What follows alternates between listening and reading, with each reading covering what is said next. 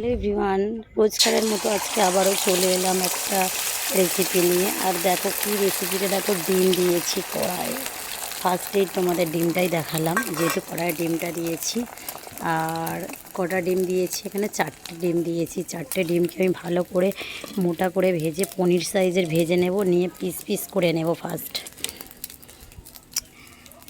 আর এদিকে হচ্ছে কেটে রাখা টমেটো আর পেঁয়াজ, আর এদিকে হচ্ছে কুদরি ভাজা হয়ে গেছে অলরেডি। তো চলো, হ্যালো এভরিওয়ান, ফেসবুক পেজ তোমার মতো বলছি, ঝটপট একটা নতুন ছোট মিনি ব্লগ নিয়ে চলে এলাম। তো তোমরা দেখতে থাকো আমি ডিমের কারিটা কিভাবে বানাই। তো চলো, দেখো বন্ধুরা, আমি পুরো পনির সাইজের করে ছোট ছোট করে পিস পিস করে ভেজে নিয়েছি ডিমটা। আর ডিমটা বেশি ভাজবো না, পুরো হালকা হালকাই ভাজা থাকবে। আর এবার আমি এতে সব রকম মশলা দিয়ে বানাবো। এটা হচ্ছে মৌরি দিয়ে ডিম পনির করব। তো চলো, রান্নাটা ঝটপট হয়ে যাক। দেখো আমি কড়ায় তেল দিয়ে দিয়েছি, আর তেল দিয়ে অলরেডি 5 ফোড়নও দিয়ে দিয়েছি। একটু একটু অল্প করে 5 ফোড়ন দিয়েছি, দিয়ে এর মধ্যে পেঁয়াজ দেব। আর 5 ফোড়নটা ভাজা হয়েই গেছে।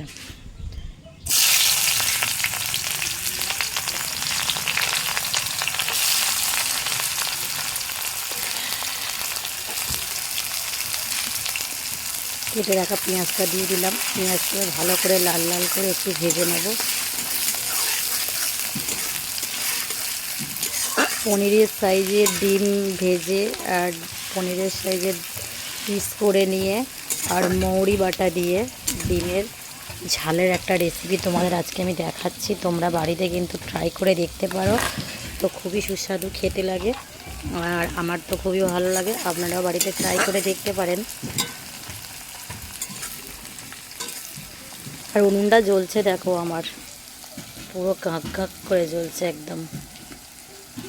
আর আমি ছোট্ট উনুন, খুব সুন্দর জ্বলে, কিন্তু ছোট্ট ছোট কাঠ কুচিয়ে দিলে অনেকক্ষণ জ্বলে।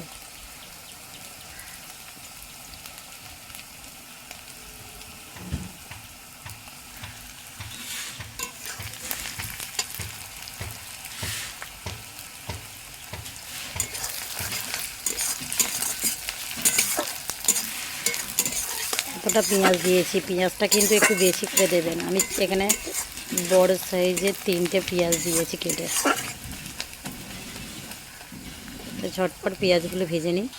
পেঁয়াজ দেখো পুরো লাল লাল করে ভাজা হয়ে গেছে আমার অলরেডি। আমি এবার এতে টমেটোটা দিয়ে দেবো।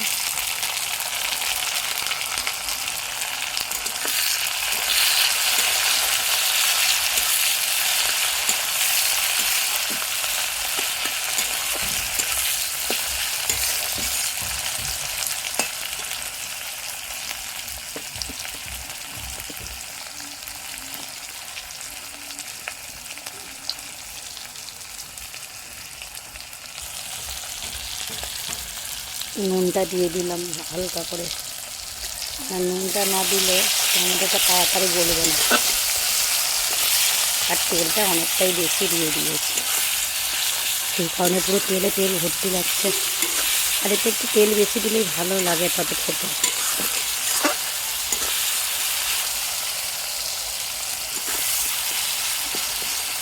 এই আদা রসুন পেস্ট দিলে আর নুন দিলে অল্প করে, এতে তো মানে প্রচণ্ড ছিটকায়, এত ছিটকায়, পুরো পা ভর্তি হয়ে যায় ছিটকে ছিটকে। গরম তেল তো,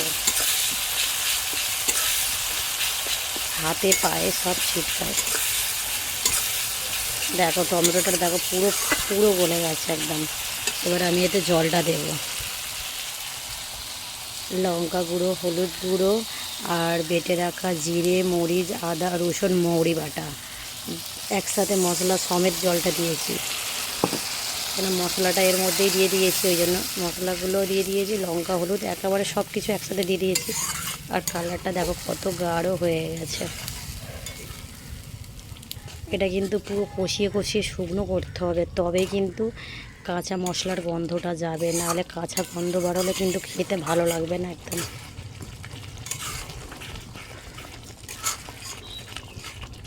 এটা আমাকে বেশি বেশি করে জাল দিতে হবে উনুনে বেশি করে জাল দিলে একটুতেই শুকনো হয়ে যাবে, তাড়াতাড়ি শুকনো হয়ে যাবে।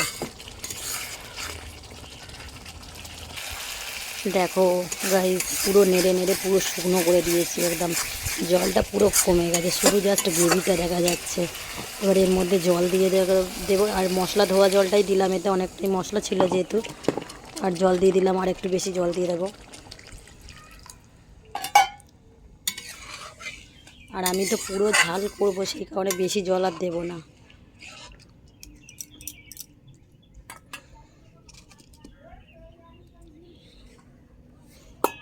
এবার ভেজে রাখা ডিমগুলো পনিরের সাইজের করা আছে, দেখো ছোট ছোট পিস করে দিয়েছি।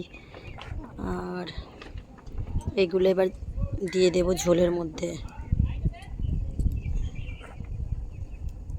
কেমন ছোট ছোট পিস করেছি দেখো। এমনি ডিম ঝাল কিন্তু খেতে খুব ভালো লাগে। এই দেখো ছোট ছোট পিস।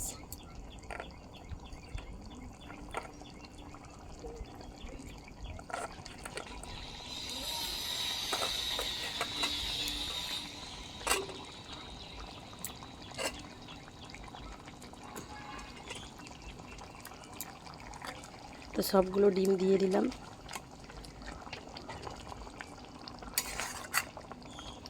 এবার ভালো করে গ্রেভিটা হয়ে গেলে, শুকনো হলে একটু নামিয়ে দেব। ততক্ষণ এখানটা গুছিয়ে পরিষ্কার করে নিই তাড়াতাড়ি। দেখো কতটা জল পুরো শুকিয়ে গেছে, আর একটু শুকিয়ে গেলে নামিয়ে নেব।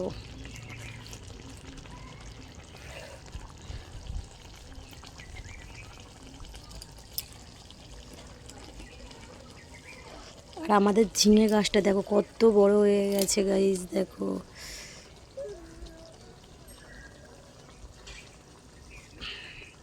পুকুর পাড়ে ঝিঙে গাছটা কত বড় হয়ে গেছে।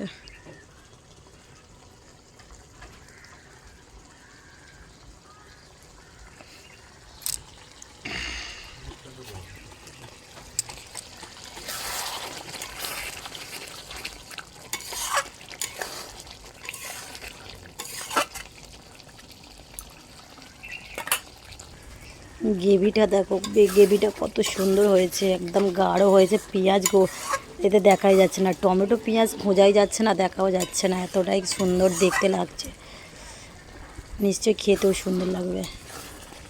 আর এর মধ্যে মানে এরম করে করলে কি হয় না, মশলাগুলো সব এর মধ্যে ঢুকে যায়।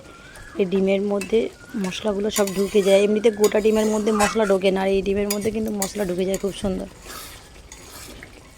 তো চলো আমি এরকমই নামিয়ে নিই ঝটপট, আর করব না বেশি করে, শুকনো করলে খেতে পারবে না। তো চলো আসছি। ফাইনালি রান্না কমপ্লিট আমার। আর কি কি রান্না করেছি দেখতেই পাচ্ছ, ডিমের কারি করেছি, আর এদিকে হচ্ছে কুঁদরি ভাজা করেছি, আর সাথে মসুর ডাল, আর একটু পটল চিংড়ি তরকারি অল্প একটু ছিল, ওটা গরম করে নিয়েছি। তো চলো আজকের মতো এই রান্নাই করেছি, এইটাই মেনু ছিল আজকে দুপুরের। তো রান্নাগুলো কেমন লাগছে অবশ্যই তোমরা কমেন্ট করে জানিও। আর ভিডিওটা ভালো লাগলে লাইক কমেন্ট শেয়ার, আর চ্যানেলটা সাবস্ক্রাইব করে দিয়ে পাশে থেকে ফলো করে। আর যারা ফেসবুক থেকে দেখছো প্লিজ মানে ফেসবুকটা একটু ফলো করে দিও। তো চলো বন্ধু, টাটা, সবাই ভালো থেকো, সুস্থ থেকো। নেক্সট ব্লগে আবার দেখা হচ্ছে তোমাদের সাথে।